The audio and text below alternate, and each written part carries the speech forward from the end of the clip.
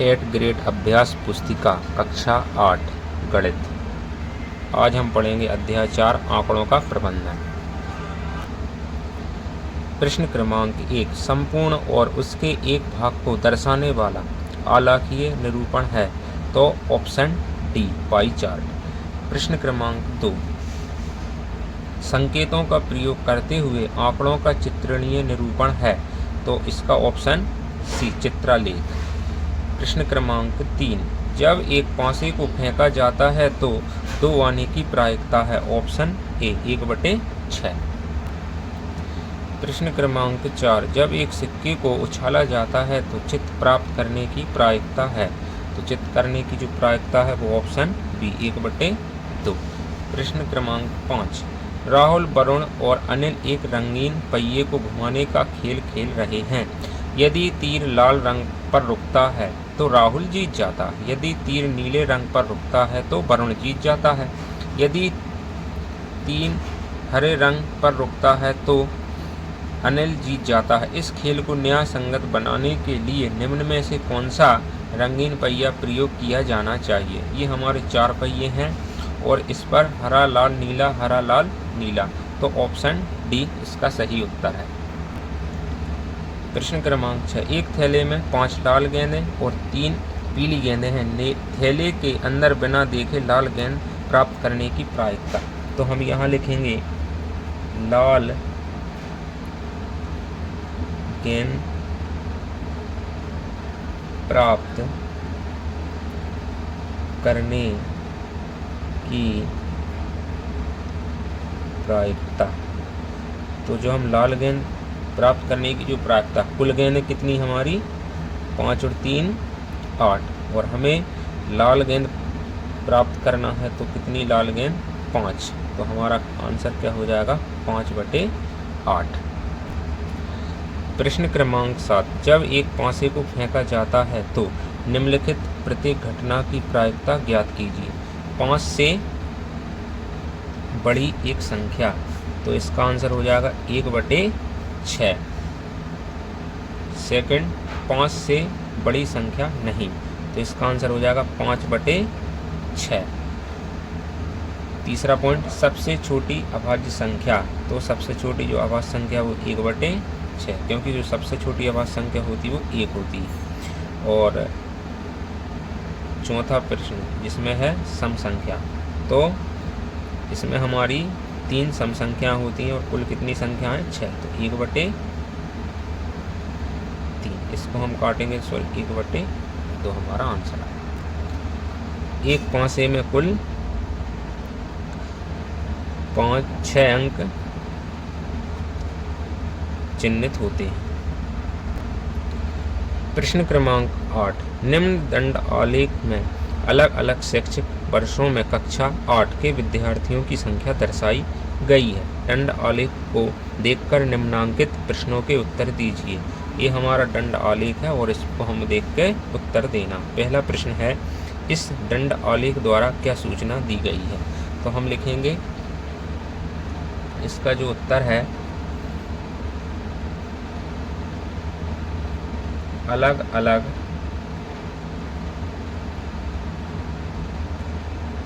शैक्षिक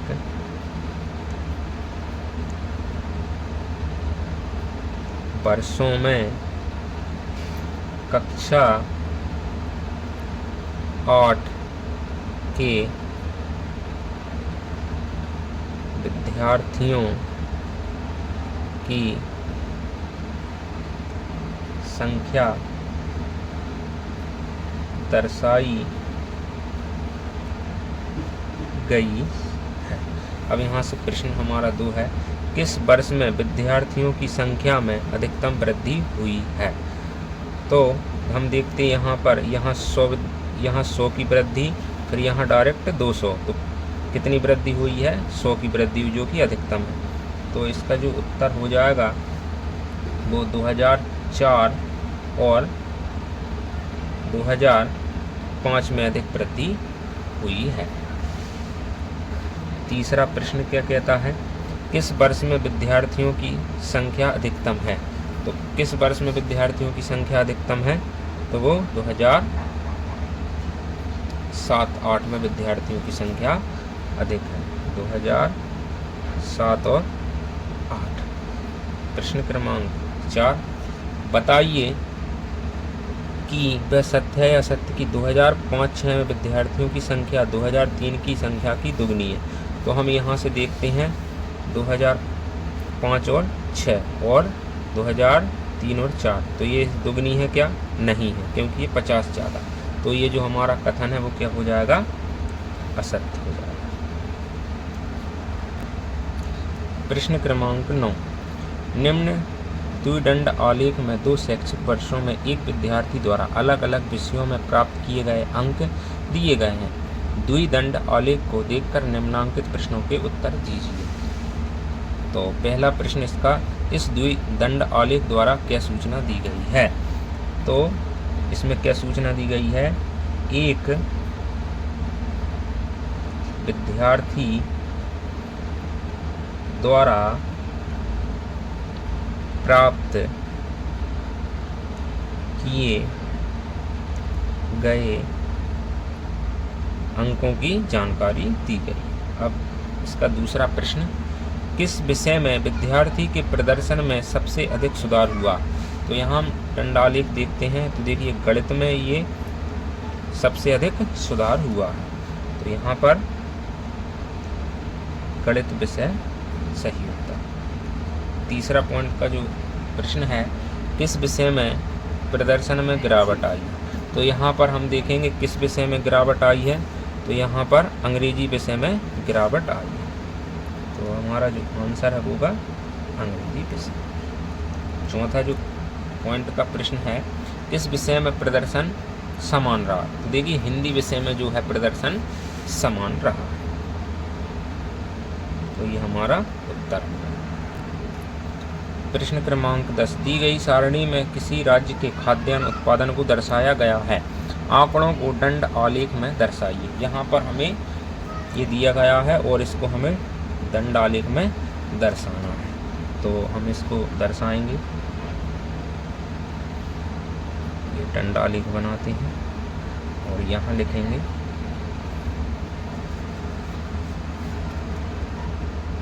उत्पादन लाख टनों में, हो गया। तो यहाँ पर 0, 10, 20, 30, 40, 50, 60, 70 और यहाँ ये हमारी यूनिट हो जाएगी। और यहाँ पर जो है वो वर्ष देखें, तो पहले हम लिखेंगे 2001 में कितना? 45। यहाँ 2001 हो गया वर्ष में। फिर 2002 में कितना? 48। 2002 में कितना हो गया? 48। फिर 2003 में 60, तो ये हो जाएगा 2003। फिर हम आएंगे 2004 में, देखते हैं 62, थोड़ी इसमें वृद्धि हो गई, तो ये हो जाएगा 2004। और 2005 में 80, तो ये 2005। इस प्रकार से हम ये दंडालेख बनाते हैं। किसी प्रश्न क्रमांक 11, किसी छात्रावास में विभिन्न भाषाएं बोलने वाले विद्यार्थियों की संख्या नीचे दी गई है, इन आंकड़ों को एक पाई चार्ट द्वारा दर्शाना। तो हमें पाई चार्ट बनाने के लिए इसे 360 डिग्री में बताना पड़ेगा। तो पहले हम हिंदी विषय को डिग्री में निकालेंगे, कितना डिग्री में, तो कुल योग कितना है? 90, और यहाँ पर 40, और जो हमारा केंद्रीय कोण होता है वो 360। इसको सॉल्व करेंगे तो 9 चौको 36, 4 चौको 16, 160 डिग्री। इसी प्रकार हम अंग्रेजी विषय को निकालते हैं। अंग्रेजी तो 25/90 360, इसको हल करेंगे तो ये वही 9, 36, 4, 25 चौको 100। अंग्रेजी के बाद हमारी दूसरी भाषा क्या? मराठी। मराठी कितना है? 15/, तो मल्टीप्लाई 360। 60। इसको हल करेंगे 15 चौको 60 डिग्री। अब मराठी के बाद तमिल भाषा है 10/90 केंद्रीय कोण 360, ये 4 बार और 10 चौको 40 डिग्री। तो इस प्रकार हमने ये सभी विषयों के केंद्रीय कोण निकाल लिए हैं भाषाओं के। अब हम इसको पाई चार्ट पर बनाएंगे। तो यहाँ से हम इसको बना लेते हैं सभी को। पहले हम हिंदी विषय को बनाते हैं, तो यहाँ ही लिखेंगे हिंदी। हिंदी का जो केंद्रीय कोण निकला है कितना डिग्री निकला, 160 डिग्री। उसके बाद अंग्रेजी विषय, तो अंग्रेजी जो विषय है वो कितना है 100 डिग्री, ये हो गया अंग्रेजी। उसके बाद हमारा मराठी कितना डिग्री है 60, और लास्ट में है तमिल जो कि 40 डिग्री। तो इस प्रकार हम पाई चार्ट बनाएंगे। प्रश्न क्रमांक 12, 672 विद्यार्थियों के स्कूल आने जाने के विभिन्न साधनों को पाई चार्ट में दर्शाया गया है। चार्ट देखें और निम्नलिखित प्रश्नों के उत्तर दें। ये हमारा पाई चार्ट है और यहाँ पर हमें प्रश्नों के उत्तर देना। तो पहला प्रश्न है, कितने विद्यार्थी साइकिल से स्कूल जाते हैं? तो हम लिखेंगे साइकिल से जाने वाले विद्यार्थी, ठीक है। तो साइकिल से कितने 90 डिग्री विद्यार्थी जाते हैं, इसको निकालेंगे 360, और यहाँ पर हमारा कुल विद्यार्थी कितने 672। तो 672 से क्या करेंगे गुणा करेंगे, इसको हम काटेंगे 4 बार और इससे 4 से भाग लगाएंगे तो 4 एकम 4, तो 4 6 24, 4 8 32, तो 168 विद्यार्थी जो हैं कि साइकिल से स्कूल जाते हैं। दूसरा प्रश्न इसका, कितने विद्यार्थी बस से स्कूल जाते हैं? तो लिखेंगे बस से जाने वाले विद्यार्थी।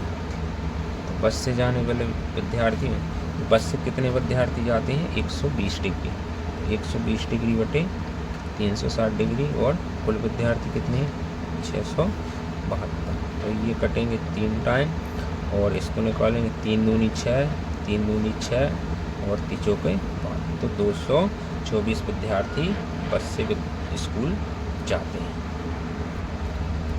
प्रश्न क्रमांक 13, दिए गए पाई चार्ट में सिंचाई के विभिन्न तरीकों को दर्शाया गया है। पाई चार्ट पढ़ें और निम्नलिखित प्रश्नों के उत्तर दें। पहला प्रश्न है, कितने प्रतिशत भूमि नहरों द्वारा सींची जाती है? ये हमारा पाई चार्ट है, और नहर से कितने परसेंट भूमि सींची जाती है 46% भूमि नहर से सींची जाती है। प्रश्न 2 है, 17% भूमि किस माध्यम से सींची जाती? तो यहाँ पर 17 जो है वो टैंक के माध्यम से सींची जाती है। इसका तीसरा जो पॉइंट का प्रश्न है, ट्यूबवेल से सींची जाने वाली भूमि का प्रतिशत। तो हम यहाँ देखेंगे ट्यूबवेल से कितने प्रतिशत भूमि सींची जाती है 25%। तो इस प्रकार से हमारा उत्तर है। प्रश्न क्रमांक 14, किसी व्यक्ति की मासिक आय 15,000, उसके द्वारा मासिक बचत को पाई चार्ट पर दर्शाने वाले त्रिज्यखंड का केंद्रीय कोण 60 डिग्री है, उसके द्वारा कितनी मासिक बचत की गई? यह मासिक आय का प्रतिशत। तो सबसे पहले हम जो है मासिक बचत निकालेंगे।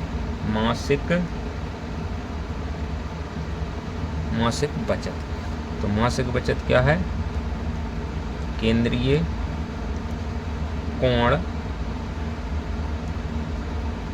बटे 360, और यहाँ पर गुणा किसका होगा कुल आय का। अब इस वाले फार्मूले में हम मान रखते हैं, केंद्रीय कोण कितना दिया है 60 डिग्री, त्रिज्यखंड का जो केंद्रीय कोण है वो कितना है 60 डिग्री बटे 360, और जो उनकी आय है मासिक आय वो कितनी है 15,000। तो इसको सॉल्व करते हैं 6 और इसमें इससे भाग लगाएंगे, ठीक है। तो ये हो जाएगा 2500। ठीक है, अब हम इसका क्या निकालेंगे, मासिक बचत निकालेंगे। तो मासिक बचत का जो प्रतिशत है, मासिक आय का, यहाँ लिखेंगे मासिक आय का प्रतिशत। तो 2500 इंटू 100/15 है। ठीक है, इसको सॉल्व करेंगे, ये 2 जीरो से ये और ये, तो ये हो जाएगा 5 3 55 25 5 3 15, हो जाएगा 50/3। अब हम इसको सॉल्व करेंगे, 3 एकम 3, 2 3 18, तो हमारा ऊपर 2/3% आंसर है। और प्रश्न क्रमांक 15, आप अपनी एक दिवस की दिनचर्या में व्यतीत समय जैसे स्कूल, सोने, खेलने आदि के लिए दी गई सारणी में भरिए। इन आंकड़ों को पाई चार्ट द्वारा प्रदर्शित। तो यहाँ पर ही हमने स्कूल में हम 6 घंटे व्यतीत करते हैं, खेल में 2 घंटे, घर पर पढ़ाई करते 4 घंटे, सोने का 8 घंटे, अन्य 4। भिन्न रूप में हम इसको निकालेंगे, 6 घंटे जो स्कूल का जो 6 घंटे 24 घंटे में, तो 1/4, और इसका जो केंद्रीय भिन्न निकालेंगे 360 की जो भिन्न आएगी वो 90 डिग्री। तो यहाँ से हम निकालेंगे, ये हो जाएगी 30 डिग्री, और ये हो जाएगी 60 डिग्री, और ये 120 डिग्री, और ये हो जाएगी 60 डिग्री। तो इस तरह से हमारा आंसर है। इसी प्रकार हमारी वीडियो को लाइक एवं सब्सक्राइब करें। धन्यवाद।